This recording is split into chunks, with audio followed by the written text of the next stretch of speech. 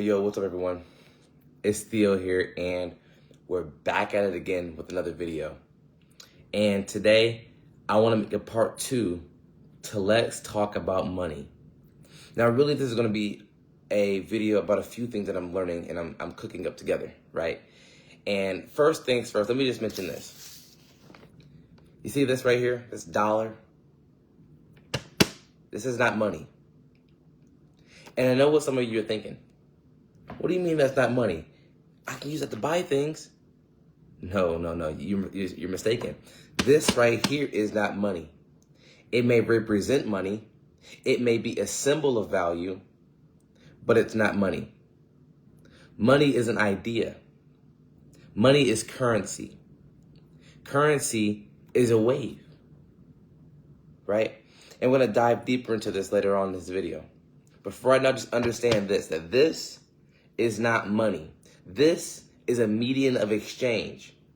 And anything can be used as a medium of exchange if it meets the needs of the other person, if it has value to the other person. Because some people don't value this, right? Some people have so much of this, they don't value it.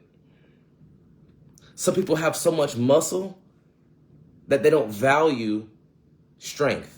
Like obviously they want to stay strong, but they don't value it because they're so strong they don't have to worry about certain things, right? If you're the strongest man alive, you won't value strength as much as if you were the weakest man alive, right?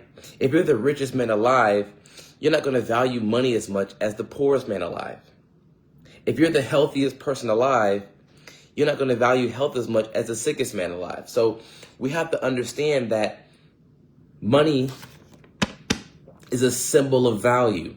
Now, what is value linked to? Well, value is linked to 3 things: relevance, utility, and scarcity, right?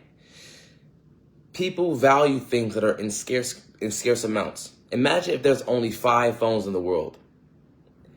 Phones will be high value, right? Because not everyone can have a phone. Or we'll even bump the number up. Let's say there was only 1,000 phones in the world. They will still be high value because there's 8 billion people on the planet.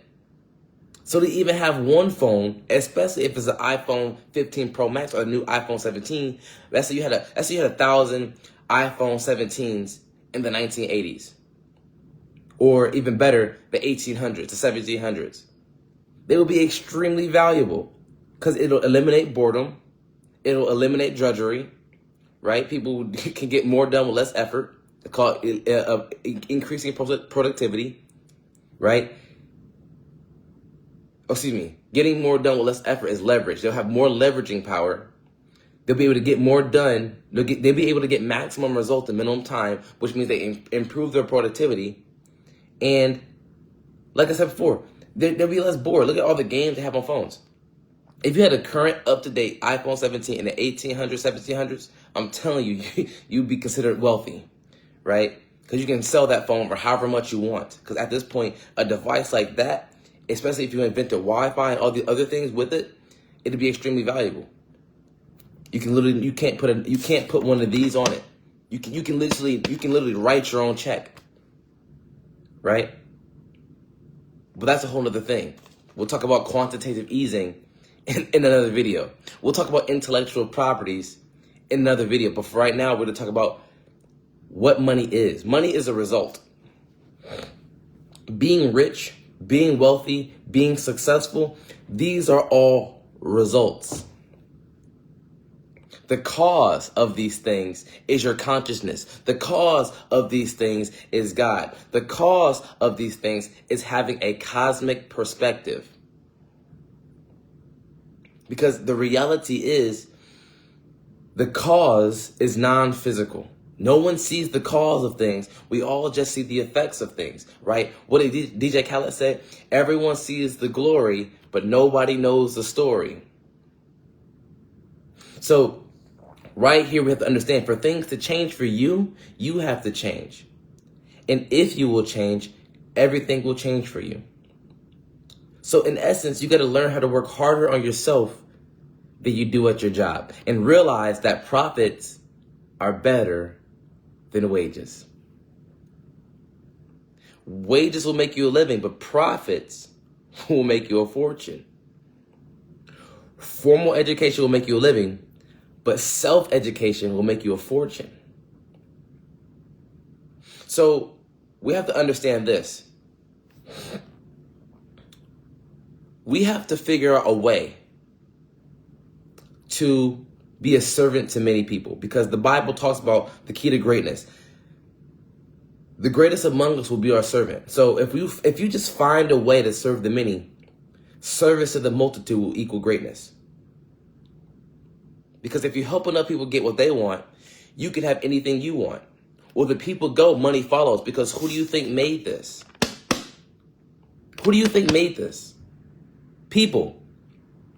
Man made the toys, man made the pens, man made the books, and then he made this to exchange for this and the other toys and stuff like this. This candy, yeah, man made this.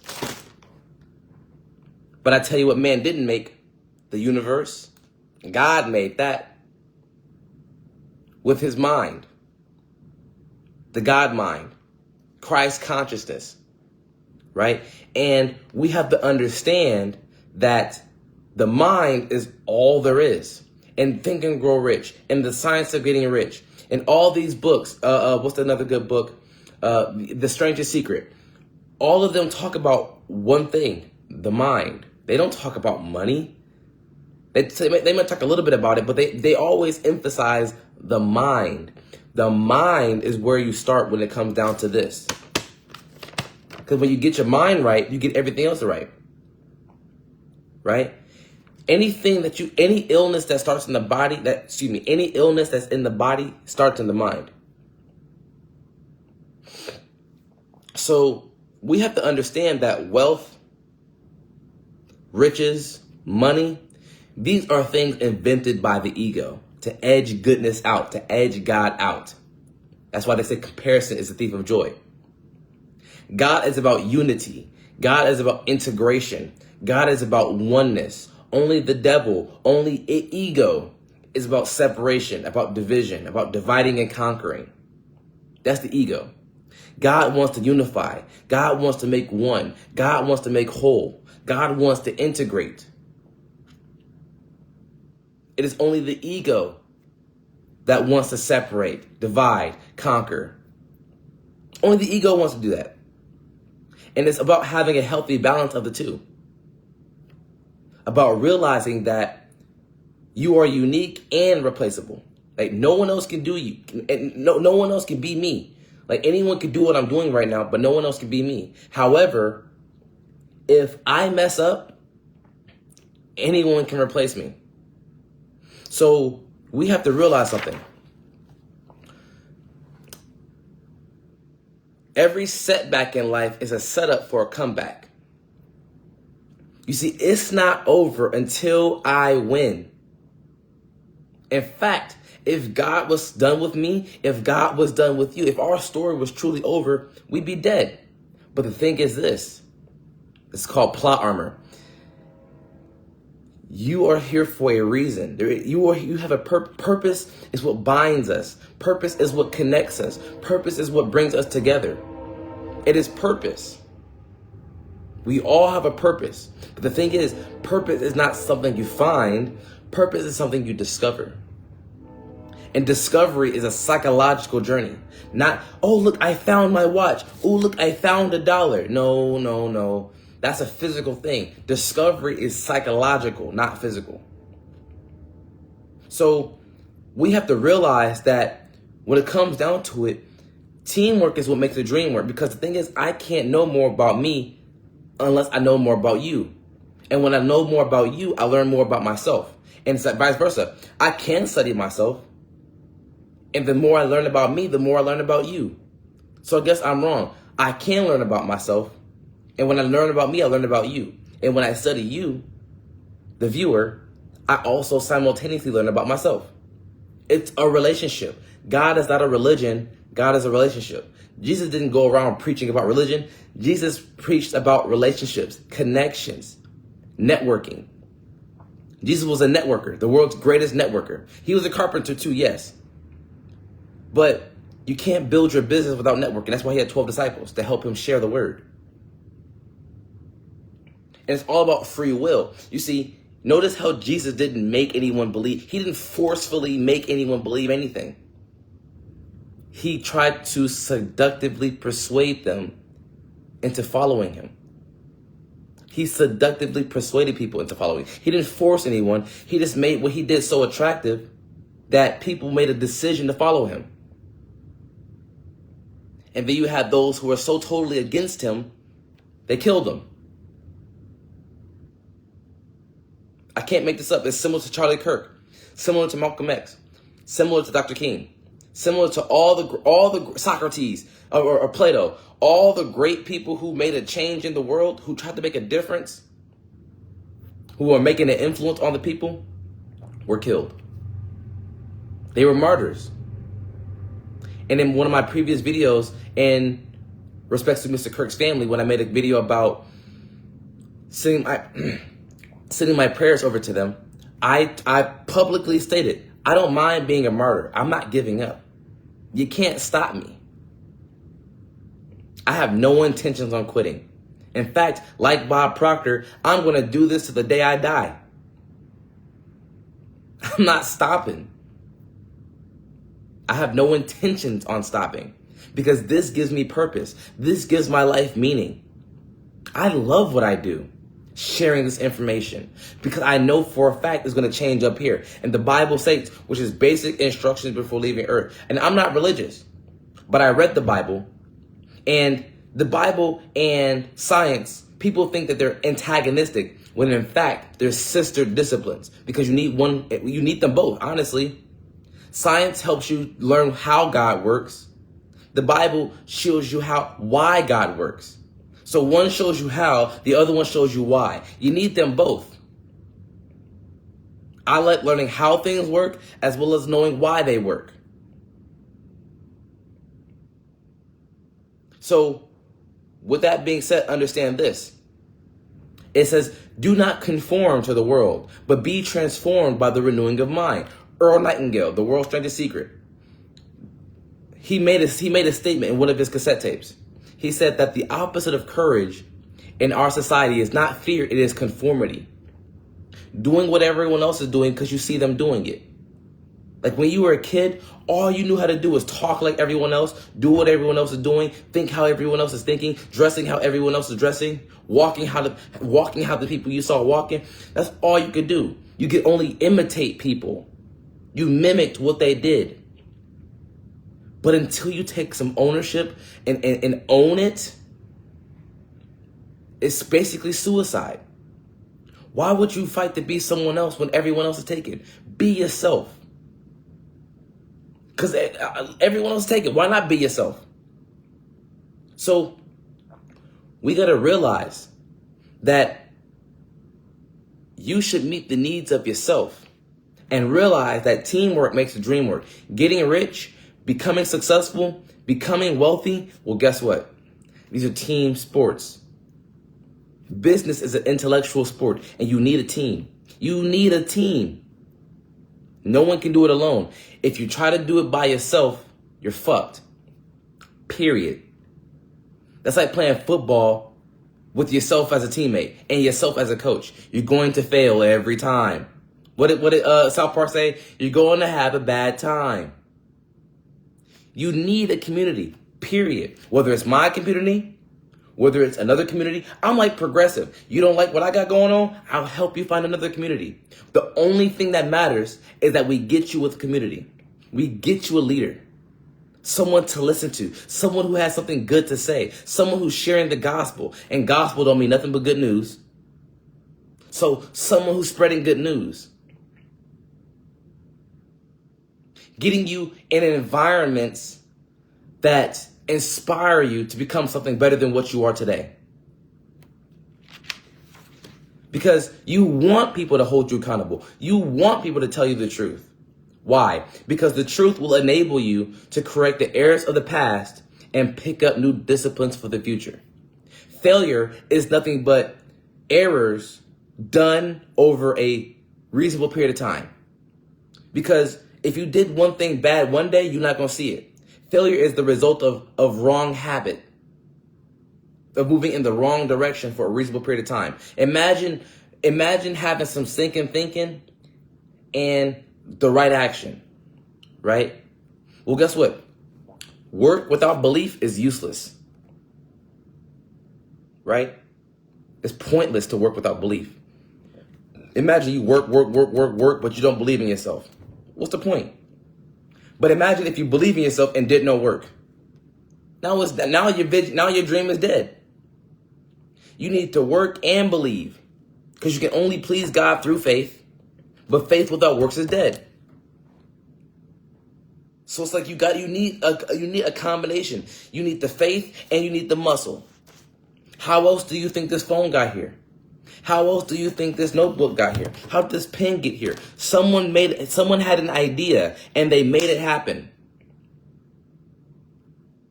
Money is ideas. OPI, other people's ideas. You not only need your own ideas, you need the ideas of other people, because sometimes your own ideas suck. Let's just be real. So you have to leverage someone else's ideas to get more done with less effort. Because someone might know something you don't know, and it's what you don't know that's keeping you where you are. It's what you don't know that's keeping you where you are. You know, ignorance is your greatest debt. Because what you don't know, you pay someone else to do. That's why knowledge is power. But ultimately, what's even more powerful than that, what transcends that, is action. Because you can know everything, but if you don't do nothing about it, how useful is the information? You don't even know if it's useful or not because you haven't put it to work. Why do you think women go through the pain of labor? Why? That's why they call it labor pains. Why is it that women sacrifice themselves to have a baby? Because labor brings new life. So write this down in your notes, right? Write this down in your notes. New life only comes from labor. You gotta get to work. And have a sense of urgency. Imagine you're going somewhere, right? Imagine you have to go to a doctor's appointment. Imagine let's make it more extreme. Imagine you have your final days with your grandparents. Imagine you have the final days with your parents. Imagine you have the final days with your children. Imagine that your rent is due the next day. Imagine that you have an important business meeting to go to. Imagine you only have 30 minutes to get to your job and you live an hour, 30 minutes out.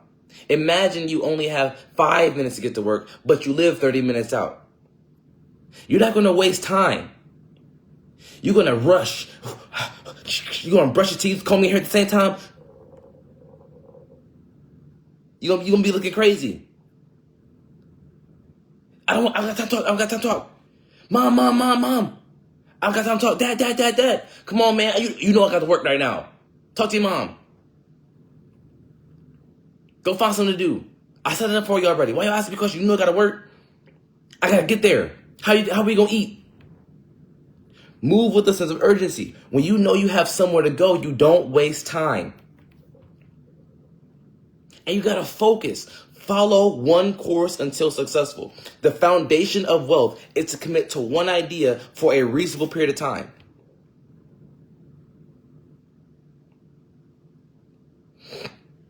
Realizing that there are only two things that contribute to our financial success, which is the work you do for a living and the amount of money you save.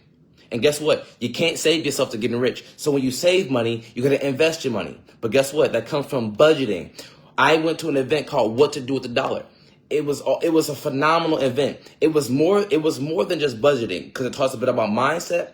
It taught us about the origin of money, the source of money, right? But we have to also understand too that budgeting is essential, because when you don't know what to do with the dollar, when you don't know what to put your dollars at, you're just as broke as the guy that's broke.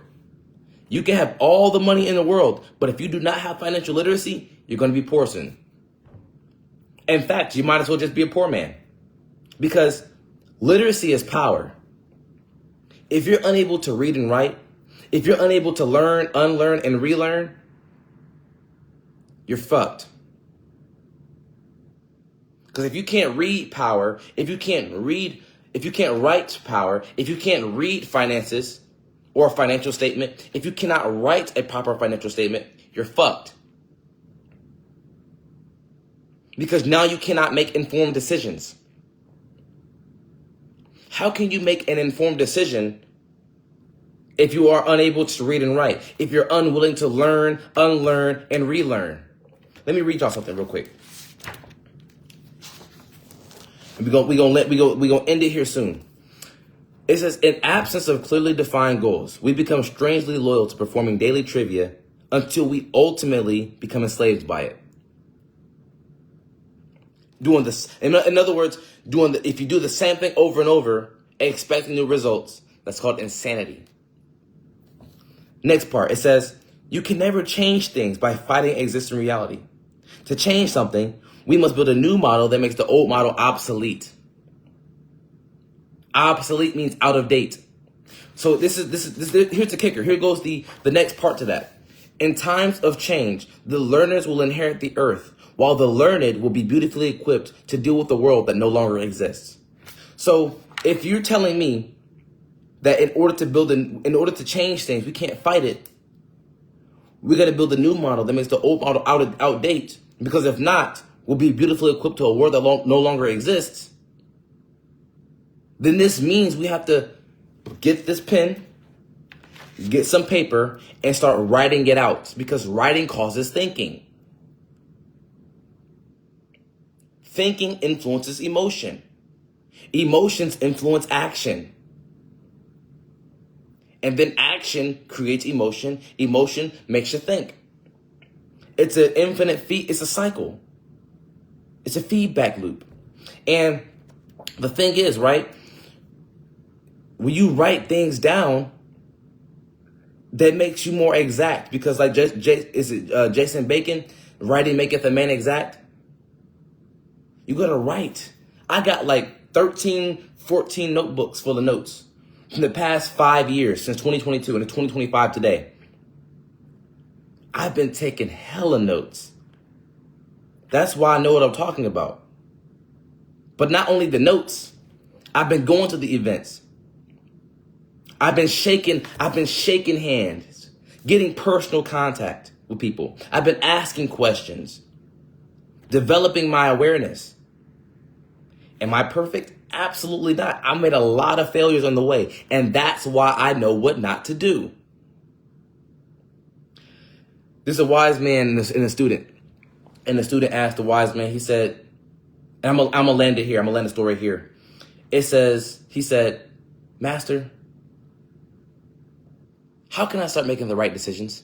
Like, how do I know when I'm making the right decision? The master stated, well, you got to get experience. The student was curious. He said, okay, well, if I got to get experience, well, how do I get experience then? I don't understand. How do I get experience? The master then thought about it. He replied, through bad decisions. You'll never know what to do until you learn what not to do. With that being said, you guys, I hope you guys found some value in today's video. Drop some comments in the chat of the things you learned. Like, subscribe, share. I love you guys. And just remember that you got to focus on what you secretly want more than anything in life.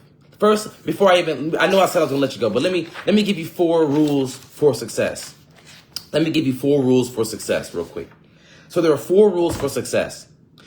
Decide what you want. What does your heart secretly desire more than anything in life? Decide what you're prepared to give up for, because there is no such reality as something for nothing. We all got to sacrifice. We all got to pay the price. We all got to do the disciplines. We all got to do the deeds. Right? Because success, you always got to pay full price. And you always got to pay in advance. But it also depends on how bad you want what you're asking for and what you're willing to do to achieve it. With that being said, number 3, set your mind to it. Get a pen, get a goal card, get a notebook, write your goals down, set your mind to it, write down a date. I'm going to earn this much income by this date for this services rendered. and then get on with the work. Just 4 rules for success. And success, to define it, is the progressive realization of a worthy ideal. You are going to be successful when you know where you are, you know where you want to go, and you make progress in the direction of your goals. That's when you're successful. That's how I know I am successful, because I know where I am in my life, I know where I want to go, and I'm making progress to move in that direction. You can have, do, or be anything you want, but you will not be able to have, do, or be anything you want until you believe. Notice how insistent Jesus is upon this statement. You gotta believe. If thou believe, all things are possible for the man that believeth. But it probably won't happen until you get started. Let's get you started. With that being said, you guys, I love you. Remember to DM me if you have any questions. Type in the chat. I will make sure that I read the chats. My Facebook is Theos Nephilim, TheosNephilim. My Instagram is metaconsciousness_22, METACONSCIOUSNESS_22. With that being said, you guys, Metaconsciousness, my Instagram, you can PM me there, private message me there. You got my Facebook, Theos Nephilim. Comment in the chats, like, subscribe, share. I love you guys, and just remember, this is the best way you can support your boy in the journey. With that said, I love you guys. Y'all have a phenomenal day. Peace.